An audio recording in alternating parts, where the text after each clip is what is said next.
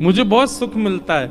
भगवान बोले तुमको पीड़ा नहीं, पर तुम्हारी पीड़ा हमको लगती है, इसलिए तुम मत आया करो। रामदास बोडाना बोले इससे बढ़िया तो मेरे प्राण चले जाएं, मैं आपको देखे बगैर नहीं रह सकता। अगली एकादशी पर आप मेरे सामने नहीं होंगे तो मेरे तो प्राण ही चले जाएंगे। भगवान बोले काम करें? बोले क्या? हम तुम्हारे साथ चलें, तुम्हारे गांव वहीं रह ले, तुम्हारे पास ही एकादशी क्या तुम हर दिन हमको देख लिया करना। रामदास बोडाना घुटनों पर बैठ गए, रोने लगे। बोले हे द्वारिकेश, ये कैसी आज्ञा कर रहे हैं आप, ये असंभव है। बहुत दीनहीन गरीब व्यक्ति हूं, मेरे घर में खप्पर भी नहीं है, कहाँ रखूंगा, कहाँ बैठाऊंगा, और ये तो आप बस बोल रहे हो ऐसे प्रेम बस, ये हो नहीं सकता। ठाकुर जी ने तुरंत अपनी पोटली दिखाई। बोले हमने पहली तैयारी कर रखी है, देखो अपनी पोटली बांध रखी है, इसमें सभी पीताम्बरी धरी हमारी, मुकुट वुकुट ये सब टिपारा विपारा सब धर के चल रहे हैं हम। बढ़िया द्वारिका में हमारी बहुत अच्छी व्यवस्था हो रखी है, सब ले चलेंगे, तुमको कुछ नहीं करना पड़ेगा, इसी से हमारा श्रृंगार कर दिया करना। रामदास जी बोले आप सच बोल रहे हैं क्या? ठाकुर जी बोले हम सच बोल रहे हैं, हम चलें तुम्हारे साथ, वहीं रहेंगे, तुम्हारे पास ही रोज देख लिया करना। रामदास जी बोले फिर द्वारिका का क्या होगा? ठाकुर जी बोले हम जहां बैठ जाएं द्वारिका वही है। और रही बात, जब एक साथ हम 5 रूप धारण, हजारों रूप धारण कर सकते हैं तो 2 रूप भी धारण कर लेंगे। आज तक तुमने एकादशी जिस रूप को देख करके की है वो रूप तुम्हारे पास रहेगा, यहाँ एक दूसरा व्यवस्थित हो जाएगा। रामदास जी को पूरी तरह ये विश्वास हो गया कि ठाकुर जी मजाक नहीं कर रहे, ये सच बोल रहे हैं, ये चलेंगे मेरे संग। नियम का फल ये मिलता है। देखो, एक नियम को जब व्यक्ति तत्परता से करता है तो ठाकुर जी ऐसा देते हैं उसे। कई लोग कह देते हैं एकादशी पर भूखे रहने से भगवान को कोई, इससे थोड़ी प्रसन्न होंगे भगवान। ठाकुर जी प्रसन्न नहीं होते हैं, पर आपकी तत्परता ठाकुर जी देखते हैं। रामदास को ठाकुर जी बोले अब तो तुम जाओ, अगली बार बैलगाड़ी लेके आना। कैसे लेके जाओगे हमको? बैलगाड़ी में तुम्हारी में चलेंगे। रामदास जी चले गए, बैलगाड़ी ढूंढी, कहीं बैलगाड़ी नहीं मिली, बूढ़े बूढ़े बैल मिले, छोटी सी टूटी फूटी सी बैलगाड़ी मिली। रामदास जी बैलगाड़ी लेके द्वारिका आ गए। द्वारिका आए, आज सब लोग बोले क्यों रे भाई रामदास, अब तो तुम बैलगाड़ी में आने लग गए। रामदास जी बोले अब वयोवृद्ध हो गए ना, तो अब चला हो नहीं पाता, तो बैलगाड़ी से आए। बोले बहुत अच्छा। रामदास जी आए, प्रसाद आदि गोमती सागर में स्नान किया, प्रसाद पाके रात में कीर्तन करने लगे। सब चले गए, रामदास जी कीर्तन कर रहे थे। अचानक से एक कपाट खुला ठाकुर जी का। अभी तक तो ठाकुर जी चिंतन में बात कर रहे थे रामदास से, पर रामदास जी ने नेत्र खोल करके देखा तो स्वयं द्वारिकाधीश अपनी एक भुजा में तो पोटली उठा रखी है और एक भुजा से किवाड़ खोल रहे हैं और 2 भुजाओं से बढ़िया संग चक्र आदि सब समेट रखे हैं। ठाकुर जी ने मुकुट उकुट सब भर रखे हैं। और रामदास बोले कहाँ तेरी बैलगाड़ी, जल्दी बता चलें। जैसे कोई भागता है घर छोड़ के, ऐसे ठाकुर जी भाग रहे थे। आज भी मंदिर दर्शन करने जाओ आप तो द्वारिकाधीश जी की जब परिक्रमा करेंगे तो पीछे ही रामदास बोडाना जहां से जिस खिड़की से ले गए ठाकुर जी को, वो खिड़की है अभी भी मंदिर में। ठाकुर जी निकल के बाहर आ गए। चलो, रामदास जी को तो विश्वास ही नहीं हो रहा है, स्वयं द्वारिकाधीश मेरे साथ जा रहे हैं। चल रहे हैं, पीताम्बरी पहन की, चंदन की सुगंधी आ रही है, केसर जैसा पूरा माहौल आच्छादित हो गया उससे। ठाकुर जी जैसे गए, रामदास जी बोले भगवान टूटी फूटी बैलगाड़ी है, बैठ जाओ।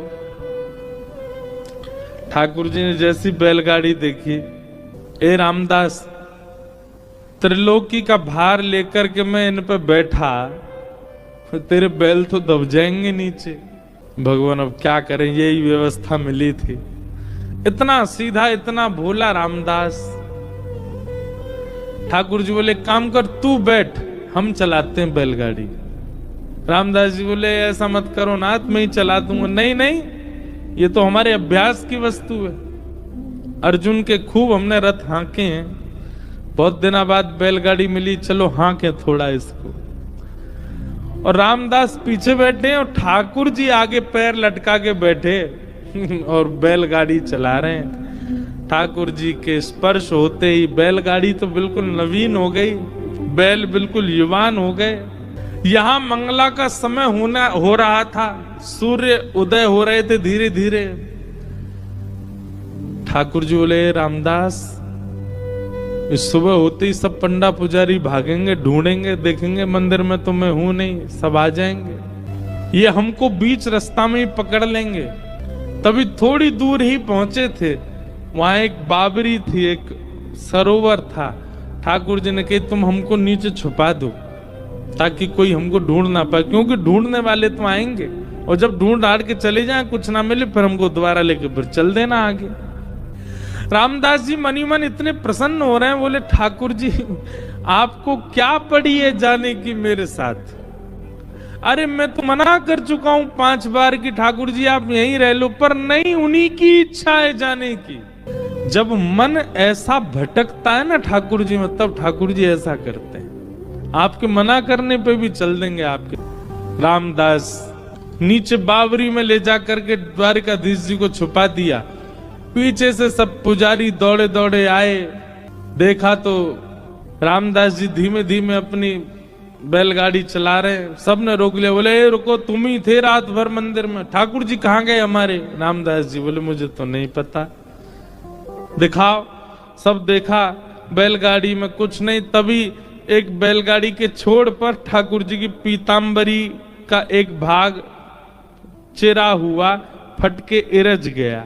अच्छा, ये सब लीला भी ठाकुर जी जानबूझ के ही करते हैं, क्योंकि कहीं ना कहीं कुछ ना कुछ ठाकुर जी को दूसरों को संकेत कराना है। ठाकुर जी की पीतांबरी का वो अंग वस्त्र जैसे ही मिला, सब लोगों ने रामदास जी को पकड़ लिया, बोले ठाकुर जी तेरे संग ही हैं, तभी तो ये चीरा फटा हुआ है यहाँ पर, कहाँ है जल्दी बता।